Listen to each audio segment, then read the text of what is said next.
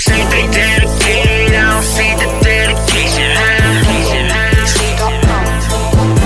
They wanna say they dedicated, I don't see the dedication now.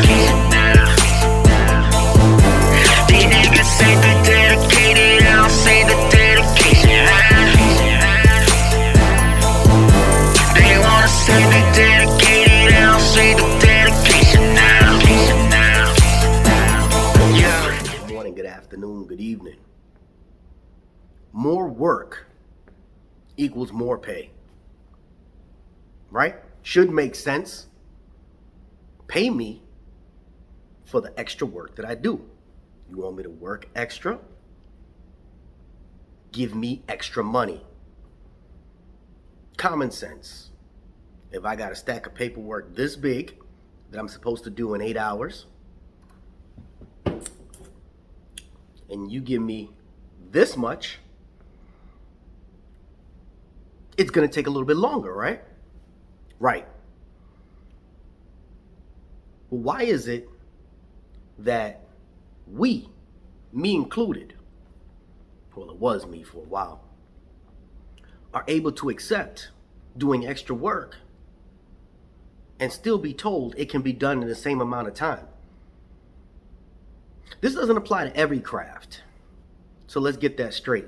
But this is going out to all the people that are prospective employees, the people that are current employees, the people that are prospective union reps, because we're going to touch on all of that right now, real quick. No, nothing about this is going to be real quick. It's going to be real direct, and it's going to be it's going to hurt some feelings, because it may be you that's doing it, not to any fault of your own.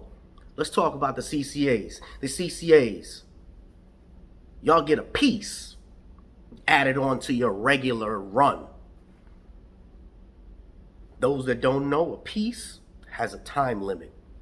It's a 30-minute piece, it's an hour piece, it's an hour and a half piece. It's just a part of a route. Somebody didn't show up today, and they decided they were going to chop that individual's run up and give certain pieces of that run to different people. You gave me this to do today. This is my run. But then you decided to give me a piece. Well, my run is 8 hours. You give me a piece. You still want me to do this and this in 8 hours? Who do you think you are? CCAs are being constantly drilled in their head. Hey, we need you back here by 6 o'clock. Well, you just gave me a 2-hour piece. How you expect me to do extra work? The supervisors realize that they can get productivity out of one person doing extra work, but then they don't want to pay the extra. Now, we have some people that hey, you give me extra work, I'm gonna give my extra pay. But then they got the people that are just brand new to it. And those are the ones that end up feeling the pressure on their shoulder. They get sloppy, they get careless, they get reckless, they have accidents, they have missteps, they get frustrated, they quit or get fired because of the pressure. Why is this pressure being constantly put on individuals that are coming here to do a job? I hope I caught your interest, because it just doesn't go for the CCAs. I know there are going to be plenty that can testify what I'm talking about. If a supervisor is asked to work 5 days a week, but their relief didn't show up for the 6th day, right? They got to come in that 6th day. Are they getting paid 5 days worth of pay? No, they're getting paid 6 because they're working 6 days, an extra day. So how dare you tell me that you're going to give me extra work and then try to rush me off the clock, or rush me to do my work and somebody else's work and not get compensated for it? This goes to the truck drivers. This goes to the mail handlers. I don't know about the processing clerks. They add machines. This goes to the sales service and distribution clerks. They bring you extra work because it's a heavy day. Monday's a heavy day. When they start having holiday sales come in, they start having all these extra magazines, and then they say, "Hey, we got a bunch of stuff for you guys to do, but we need you off the clock in 10 hours. But we need all of these done." Well, no, that don't mean for you to speed up and rush. People speeding up and rushing, then you get sloppy. You get a big piece of equipment or a big piece of a bed rail that you got to scan, and you don't lean it up correctly, and it ends up popping you in the head. Then this is talking about the distribution clerks. People don't need to rush because management says rush. Because truth be told, every bid, every route, every run has been negotiated. Every single one has been fine-tooth combed by a union representative and management. And they say, this job entails this. Right here. And this is going to take X amount of hours to do. So a clerk, they come in, this is what their job duties are. But if they throw extra work on you, but they want you to do it in the same amount of time, we need to stop. Because what is happening is, if you're doing extra work and you're covering it in the same amount of time, two people's job with one person, you're eliminating the need for somebody else. They're saying, you know what?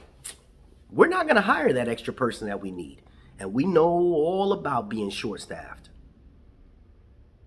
Truck drivers, we out here filling those 3 or 4 extra runs and doing them in the same amount of time. They're never going to hire the extra truck drivers. CCAs, they need to convert. They need to. Oh, well, the ratio. Screw the ratio. Let's get these jobs done so they can hire more people. That pressure is not needed. And management needs to know that you, even though you can't tell them no, but you're not a robot. You're not going to do extra work without being compensated for the extra. Because if they decide to pay you overtime for 3 hours or 2 hours per day at your, was it $20? Let me see, overtime, and they bring you up to about, what is that, time and a half, $30 an hour? $30 an hour. Instead of them paying you $30 an hour, go hire somebody else. That will distribute the work more evenly. But you can't tell them no. You know who can? Enough grievances being filed through your union. Look, we agreed that there's going to be X amount of people doing this job. We need X amount of people to do this job. You cannot. A union person is supposed to say, hey, don't matter what they tell you, you do it and do it safely. And whatever time you get back, if they try to write you up for taking too long, don't worry. I'm going to be there to get you back and make sure they can't write you up for doing what they told you to do. Now, if you're lazy, whole different story. But we're talking about the regular workers that out there just trying to do their job. So when I take extra, I need my union rep to be right there. Hey, man, don't even worry about it. Hey, take your time. Do not rush. And whatever time you get back, if you go into overtime, don't worry about it. They can't expect you to cover extra work without being compensated for it. Dare they try and write you up? Because I got your back. And then we'll file a grievance. And we'll continue to file a grievance. And if they continue to do it, then we'll file an EEO for discrimination. Because they can find discrimination for anything. But that's the type of warriors that we need in the union. Not these soft wannabes that sit there and kiss management's butt. I gotta watch what I say. If you're one of those that sit there and smooch up to management, you know what? Hey, man, Jay, don't let it bother. No, You're here to do a job. You're here to make sure that management follows that contract. And when they step out of line with that contract that you and management negotiated, you're there to say, nah, dog. That ain't going down. No negocio. Se me hace. This goes for so many crafts, and we continue to allow them to do this. Enough is enough. If I work more, pay me more. Do not get complacent with doing the extra work. And let me tell you why this ig me. Because at my place, we got these supervisors that turn around and say, hey, do this, do that, do this, do that, but I need you back here in 8 hours off the clock.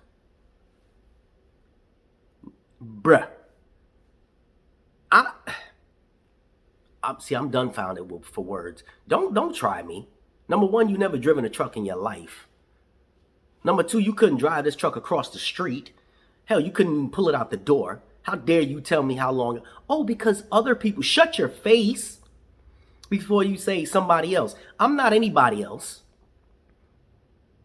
I'm doing my job safely. I'm going to get it done.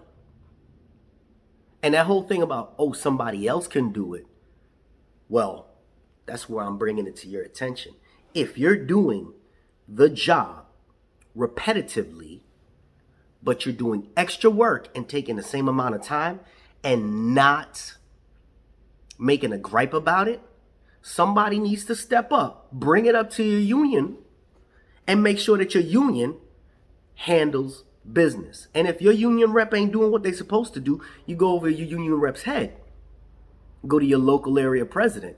Enough people going and pressing the issue eventually will make change. And if that president ain't gonna do nothing, go to their boss. Look, enough is enough. The post office is a great place to work. It's a great place when it comes to money. But the foolishness and I gotta watch what I say. It's ridiculous. And if things were in order and things were lined up, it would be so much easier to come to work. You wouldn't want to wake up and say, man, I gotta go back to the dungeon again today. Gotta see what kind of foolishness I gotta deal with. It's bad. It's bad when you have to think like that. You can't give mail handlers 3 different tasks to do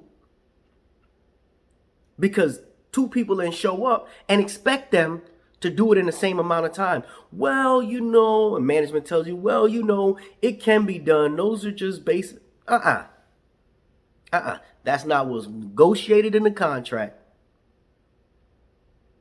I'm not coming here to kill myself. I'm coming here to work, make some pay, and go home. Because at the end of the day, if I pass away on this clock, on these grounds, you're going to have the job listing posted tomorrow to replace me. Remember that. Do not overwork or push yourself unnecessarily to do extra work without getting paid extra. Period. It's a gift to some of us because, we need that overtime. It's great. But at the same time, when I hear my dude Rick Sounds, he out there 14, 15 hours a day because they don't have no help. Why don't they have no help? Because of the foolishness that goes on with management. If management had enough people working there and they distributed the work evenly, it wouldn't be such a grueling job. Nick shouldn't be doing 11, 12 hours a day. Every single day. During the holidays, okay. But every single day? Come on, man. Get the people in place. The only way that the people will go in place and stay in place is if the work was distributed equally. Not to come back off of an 8-hour shift or 8-hour run and you sweating like a pig to come back to get an hour and a half piece. Hey, try to get this done in 30 minutes. I'm like, who the hell you think you are? You sitting in the office because you couldn't even back up. You done crashed into 3 trucks already. That's why you still here. Sorry, still sick. Oh man. Yeah, got me wired. Sorry, excuse me. Don't nobody be like, oh, it's nasty, Jay. Bottom line is, if you understand what I'm talking about, take your steps. Do your thing. Make sure that if you want to be part of the union, you go in there with the right intentions. If you one of us, the grinders and the workers, push your union reps. Push them to the point where they just can't stand you. Hey, if you getting paid extra, do what you signed up to do. Help enforce the contract that was negotiated between the United States Postal Service and the unions. That's it. This is JH. Work extra, paid extra. We out.